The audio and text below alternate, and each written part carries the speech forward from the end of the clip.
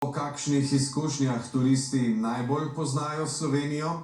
Ena od stvari, po kateri najbolj slovimo po svetu, je gotovo to, da se turisti vkrcajo na posebno leseno ladjico in se z njo odpravijo raziskovati jezero z bogato zgodovino. Toda tile prizore niso zbleda. Tole plovilo je danes prvič zaplulo po Velenjskem jezeru. Da, Velenjčani so dobili svojo... Ne smeš reči te besede, ker je strogo prepovedano. Zakaj? Janez vse.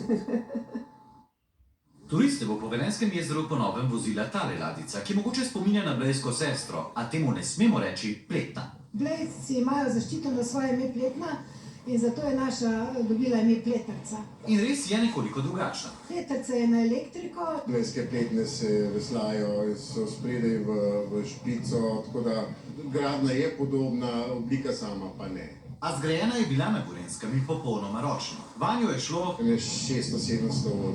Nameravate mogoče na jezeru tudi zgraditi otok, cerkvico, kaj podobnega? To ne, ker ga imamo cerkvico in že imamo pod jezerom. Velenjsko jezero je namreč staro približno toliko kot jaz. Nastalo pa je zaradi posedanja ob izkopu lignita. Pod gladino so ostale zapuščene vasi in še živijo ljudje, ki jih spomin na izgubljene domove zaboli. A nova generacija razmišlja popolnoma drugače. V srcu imajo tradicijo. Ko pridete v Velenje, se pozdravljamo srečno. A z glavo so v prihodnosti. Potopljene vasi danes tu lahko obiščemo preko navidezne resničnosti. V starih rudnikih imamo vrhunske večerje in tako... Smo edina destinacija v Sloveniji, ki imamo 3 5-zvezdične Unique Experience produkte. In celo jezero je zanimivo protislovje. Nastalo je zaradi rudarstva, z njega se še odpira pogled na termoelektrarno, hkrati pa je polno življenja in ob njem gnezdi veliko ptic. Prav zaradi narave Prihajajo turisti k nam iz Nizozemske, od vsepovsod prihajajo k nam in dejansko se radi vračajo sem. tudi Pletrca ima duh tradicije s sodobnim pridihom in celo na prireditvi so nam pokazali, kako to zveni, ko na citre odigraš sodobno slovensko glasbo.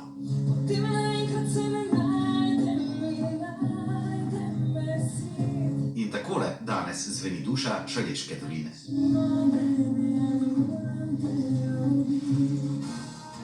Res lepo.